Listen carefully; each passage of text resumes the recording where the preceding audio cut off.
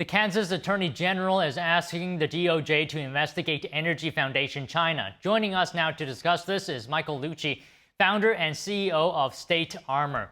So first of all, good afternoon, Michael. Thank you for joining us today. I understand you previously applauded the Kansas AG for calling for an investigation. So to start off, what is Energy Foundation China, or EFC, and what does it do that has sparked this probe? Energy Foundation China is a nonprofit that is supposedly based in San Francisco. But what we know is it's actually run out of Beijing with top officials tied to the Chinese Communist Party. And what are they trying to do? They're trying to enact Beijing's foreign policy, which is to make the United States dependent on China for energy resources, green technology that's actually red technology, full of kill switches that they can use to turn off our energy grid. They advocate for litigation, policy changes, state statutory changes in the United States. They even facilitated a trip from California Governor Gavin Newsom to go visit leader Xi Jinping. So it's obviously clear that this is a Chinese influence operation to make us dependent on their supply chains for energy technologies, fertilizers, and other critical inputs that they could then just turn off to cause a crisis in the United States. Wow. I have two questions. Who funds this group then? And then what does it do specifically to influence US climate policy? So the great irony of this is that it's an entity run and controlled by Beijing. Unfortunately, it's funded by American philanthropists. So you have massive funds that put in nearly $100 million per year into EFC. These are American dollars being put into a nonprofit that then Beijing directs where they go and how they're used. They pursue litigation strategies. I'll give you one example. There's a German fertilizer company, Bayer. It's one of the few remaining fertilizer companies that's not controlled by China. So what does China want to do? Drive them out of business in the United States so that we are solely dependent on Chinese state-owned enterprises and military-tied companies for fertilizer for our farmlands. That's one of the things that they do. They try to increase mandates for green energy supplies that are really, when they're coming from Beijing, it's red energy. And what I mean by that is it's coming with kill switches. And we know this from reporting in the United States, reporting in Europe, that solar inverters, that these power cells and batteries that are going into our grid have backdoor kill switches that let Beijing turn off the lights.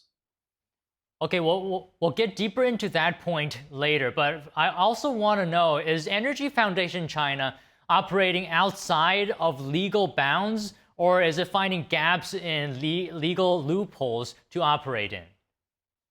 I would argue that they are operating outside the bounds of the Foreign Agent Registration Act. So we have a Foreign Agent Registration Act. It says if you're operating on behalf of a foreign government, particularly in this case, a hostile government like China, you should be registering with the Department of Justice, making disclosures about what you're doing, why, when, where, how, and with whom, and who's funding it all, or where the money's all going.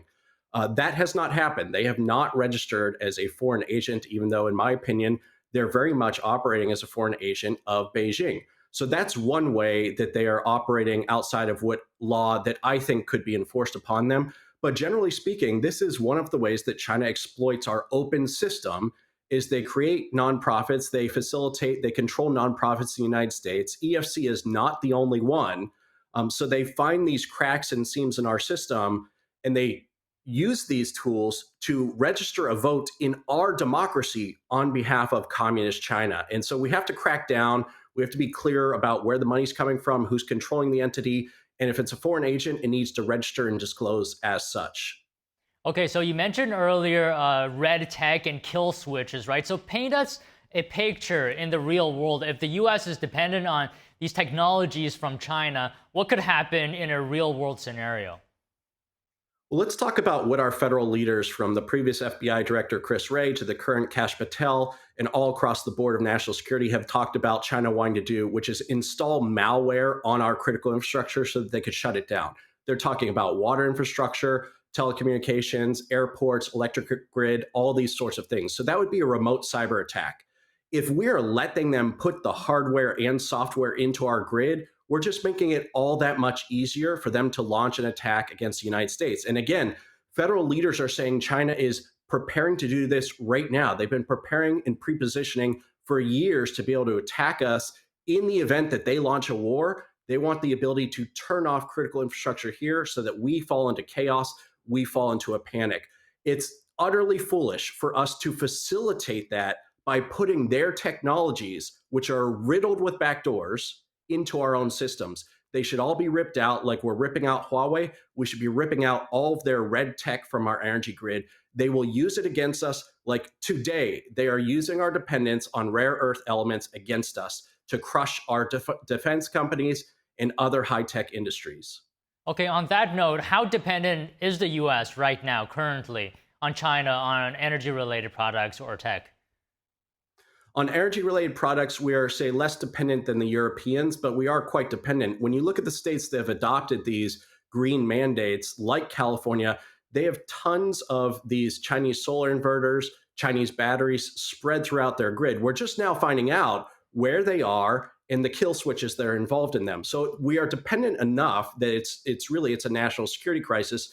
We should be ripping this stuff out. Now, if you look across the pond at the Europeans, I mean, there are European researchers from the Czech Republic specifically who've written research saying China holds a kill switch to the entire European energy grid. They could shut it all down because Europe was more rapidly adopting some of these foolish energy policies. So we are dependent, but not as bad as the Europeans. We still rely a lot on natural gas, nuclear, and other tools like this.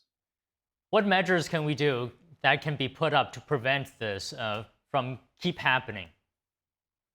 So, one, Chinese technology shouldn't go anywhere in the United States, particularly anywhere in critical infrastructure. So, whether or not they're going to run an influence operation, we should be banning at the state level and the federal level any Chinese technologies going into our critical infrastructure. Furthermore, there needs to be a crackdown on Energy Foundation China, like General Kobach is asking for. DOJ needs to peel back the layers of who's really behind this. We know that it's Beijing behind this, what all they're doing, where they're sending money, and really imposing registration as a foreign agent on EFC and then anyone who's getting money from them as well. We need to really tighten up law enforcement on Chinese influence operations within the United States and push back on their lawfare, which is designed to bankrupt our fertilizers, our energy producers, and our American independence. Okay, just one last question, Michael. Is there any way to get around China's dominance on rare earths? Yes, we can just produce it ourselves. But to do that, we need to have the Department of Defense and federal agencies guaranteeing purchase of those rare earth elements. Otherwise, China will just set the price close to zero so that we don't have producers of our own. That's what they've been doing over decades. They identified rare earths as something that they want to control decades ago. They've knocked all of our competitors out of business. They've knocked the Europeans out of business.